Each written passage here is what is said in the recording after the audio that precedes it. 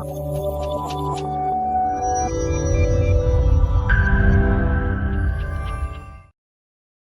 I'm doctor Suma Pooja from cell health. జనరల్గా ఏ పేషెంట్స్కి ఏ ప్రాబ్లం వచ్చినా అంటే మెయిన్గా స్కిన్ అలర్జీస్, అది సోరియాసిస్, ఎగ్జిమా లేదా ఎనీ ఆటోఇమ్యూన్ కండిషన్స్ ఏది వచ్చినా నార్మల్గా నాన్ వెజ్ అనేది స్టాప్ చేస్తుంటారు. నాన్ వెజ్ కానీ, నట్స్ కానీ, సీడ్స్ కానీ స్టాప్ చేస్తుంటారు. ఎందుకనంటే ఏదైనా బయట డాక్టర్స్ దగ్గరికి వెళ్ళినా, ఏ హాస్పిటల్స్కి వెళ్ళినా, ఆయుర్వేదిక్ కానీ, హోమియో కానీ, ఎక్కడికి వెళ్ళినా కానీ జనరల్గా ఆ ప్రాబ్లమ్స్ చూసి ఫస్ట్ నాన్ వెజ్ లేదా సీడ్స్ ఇవే స్టాప్ చేయమని చెప్తూ ఉంటారు.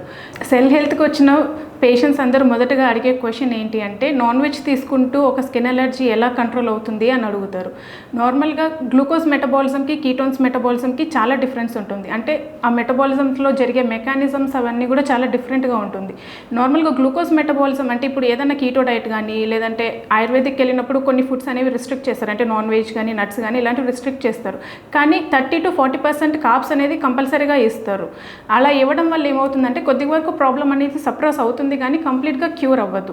అసలు గ్లూకోజ్ మెటబాలిజంలో ఏం జరుగుతుంది అంటే, నార్మల్గా మనకు స్ట్రెస్ తీసుకున్నప్పుడు లేదంటే పొల్యూషన్ ఎక్కువ ఫేస్ చేసేటప్పుడు మన బాడీలో గ్లూకోజ్ అనేది అంటే అనెరోబిక్ కండిషన్కి వెళ్తుంది. ఆక్సిజన్ అనేది ఆబ్సెన్స్ అవుతుంది. అట్లా ఆబ్సెన్స్ అయినప్పుడు ఏమవుతుందంటే గ్లూకోజ్ అనేది ఫర్మెంట్ అవుతుంది. ఆ ఫర్మెంట్ అయినప్పుడు ఇథనాల్ కానీ, కార్బన్ డైఆక్సైడ్ కానీ ఎక్కువ అవుతుంది. ఇవి ఎక్కువ అవడం వల్ల ఈస్ట్ అంటే బ్యాక్టీరియా కానీ, ఫంగస్ కానీ ఇవన్నీ ఎక్కువ యాక్టివ్ ఫామ్గా ఉంటాయి. అలా బ్యాక్టీరియాకి కానీ, ఫంగస్కి కానీ ఈ ఫర్మెంటెడ్ ఫ్యూయల్ అనేది ఫుడ్గా మారుతుంది. సో అవి ఎక్కువ ట్రిగర్ అవ్వడం కానీ, యాక్టివ్ ఫామ్ కానీ ఎక్కువ అవుతుంది. కీటోన్స్ మెటబాలిజంలో కూడా కార్బోహైడ్రేట్స్ ఇస్తారు కాబట్టి 30 to 40% ఇదే ప్రాసెస్ జరుగుతుంది. కానీ ఇక్కడ సెల్యులర్ మెటబాలిక్ డైట్లో ఏం జరుగుతుందంటే కంప్లీట్గా మనం కార్బ్స్ కానీ, షుగర్స్ కానీ అన్నీ స్టాప్ చేస్తాం. ఇది స్టాప్ చేయడం వల్ల ఆ మెకానిజం అనేది ఫస్ట్ జరగదు. ఇంకొకటి ఏంటి అంటే, ఫస్ట్ ఇన్ఫ్లమేషన్ రెడ్యూస్ అవుతుంది. మన డైట్లో ఇన్ఫ్లమేషన్ ఎలా రెడ్యూస్ అవుతుంది అంటే, IL-6 ఇంకా TNF ఆల్ఫా అనే మార్కర్స్, అంటే ఇవి ఇన్ఫ్లమేషన్ మార్కర్స్. ఈ ఇన్ఫ్లమేషన్ మార్కర్స్ అనేవి మన డైట్లో బ్లాక్ అవుతుంది. అదే కాకోకుండా బీటా హైడ్రాక్సీ బ్యూటరేట్ అనేది ఎక్కువ ప్రొడ్యూస్ అవుతుంది. ఇది ఎక్కువ ప్రొడ్యూస్ అవ్వడం వల్ల ఇన్ఫ్లమేషన్ ఎఫెక్ట్స్ అనేవి తగ్గిపోతుంది.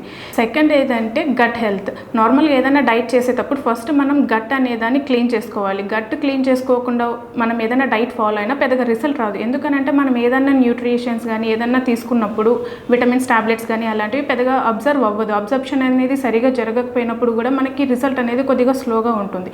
నార్మల్గా అయితే కొలాన్ థెరపీ ఇలాంటివి అనేవి సజెస్ట్ చేస్తారు. అందరూ అవి తీసుకోలేరు కాబట్టి మనం ఇక్కడ సెల్యులర్ డైట్లో ఏమి ఇస్తామంటే గట్లిన్ కిట్ అనేది ఒక పౌడర్ ఉంటుంది. అది ఇవ్వడం వల్ల ఏమవుతుందంటే ఫస్ట్ కొన్ని డేస్ మనకు మోషన్స్ అవుతుంది. అది అవ్వడం వల్ల ఏమంటే stomach, large intestine, small intestine అనేది మొత్తం క్లియర్ అవుతుంది. అలా క్లీన్ అయిన తర్వాత మనం ఇచ్చే సప్లిమెంట్స్లో మల్టీవిటమిన్స్ కానీ, vitamin B12, vitamin C, zinc, magnesium, ఇంకా విటమిన్ D ఇవన్నీ ఏమవుతుంది అంటే ఇమ్యూన్ సిస్టమ్ అనేది బూస్ట్ అవుతుంది. ప్లస్ ఇవన్నిటికీ ఒక న్యాచురల్ ఎఫెక్ట్ ఉంటుంది. ఇవన్నీ సఫిషియెంట్గా ఇవ్వడం వల్ల ఆటోమేటిక్గా బాడీ అనేది న్యాచురల్గా డీటాక్స్ అవుతూ ఉంటుంది. ఇంకొకటి సెకండ్ థింగ్ ఏంటంటే, TH17 సెల్స్ అనేవి ఎక్కువ యాక్టివ్గా ఉంటాయి. ఈ ఆటోఇమ్యూన్ కండిషన్స్లో కానీ, సోరియాసిస్లో ఉన్న వాళ్ళకి కానీ ఇవి ఎక్కువ యాక్టివ్ ఫామ్ ఉండడం వల్ల ఏమవుతుందంటే ఇమ్యూన్ సిస్టమ్ అనేది ట్రిగర్ అవుతుంది. సో హైపర్ యాక్టివ్ అయిపోయి ప్రాబ్లమ్స్ అనేది ఎక్కువ ఇంక్రీజ్ అవుతూ ట్రిగర్ అవుతూ ఉంటుంది. సో మన సెల్యులర్ మెటబాలిక్ డైట్లో ఫస్ట్ ఎప్పుడైతే మనం గ్లూకోజ్, కార్బ్స్ అన్ని స్టాప్ చేస్తామో ఈ TH17 సెల్స్ అనేవి ఇన్యాక్టివ్ ఫామ్లోకి వెళ్ళిపోతుంది. మనం ఇంకొకటి చేసే పని ఏంటంటే ఎలిమినేషన్ ఆఫ్ ట్రిగర్డ్ ఫుడ్స్, అంటే గ్లూటామిన్ కానీ, డైరీ ప్రోడక్ట్స్ కానీ, ప్రాసెస్డ్ ఫుడ్స్ కానీ, ఆల్కహాల్ ఏదైనా ఉంది అంటే అవి స్టాప్ చేపిస్తాం. సెకండ్ది రెడ్యూస్ ఇన్సులిన్ రెసిస్టెన్సీ కండిషన్. ఇవి రెండు జరుగుతుంది. ఇంకొకటి ఏంటంటే ఇట్లాంటి లైఫ్ స్టైల్ చేంజెస్ చేసుకొని కంప్లీట్గా కొంతకాలం అంటే 2 to 3 months లేదా 4 months, కొంతమందికి ఎక్కువ సివియర్గా ఉన్న వాళ్ళకి ఈ చేంజెస్ చేసుకుంటాం కాబట్టి ఇంత టైం పీరియడ్లో కంప్లీట్గా రివర్స్ అనేది కంప్లీట్ అయిపోతుంది. 3 to 4 months ఈ కంప్లీట్ డైట్ అయిపోయిన తర్వాత, అంటే ప్రాబ్లం కంప్లీట్గా క్యూర్ అయిన తర్వాత మెయింటెనెన్స్ డైట్ అనేది ఒకటి ఉంటుంది. దీంట్లో 20 to 30% ఫ్రూట్స్ కానీ, కార్బ్స్ కానీ ఇలాంటివి యాడ్ చేస్తారు. అంతకుముందు ఏదైతే కంప్లీట్ డైట్ చేశారో దాంట్లో కొన్ని రూల్స్ కానీ, ఈ పోస్ట్ డైట్ కానీ మెయింటైన్ చేసుకోవడం వల్ల మళ్ళీ ప్రాబ్లం అనేది రివర్స్ అవ్వకోకుండా ఆ ప్రాబ్లం మెయింటైన్ అవుతూ ఉంటుంది. ఇంకొకటి టాన్సిలైటిస్. నార్మల్గా ఫ్రీక్వెంట్గా టాన్సిలైటిస్ అనే ఇన్ఫెక్షన్కి ఫేస్ చేస్తూ ఉన్న వాళ్ళు కూడా చాలామంది ఉంటారు. ఈ ప్రాబ్లం కూడా మనకు ఎనీ స్కిన్ అలర్జీస్ కానీ, సోరియాసిస్ కానీ, ఎగ్జిమాకి కానీ ట్రిగర్ అయ్యే ఛాన్స్ ఎక్కువ ఉంటుంది.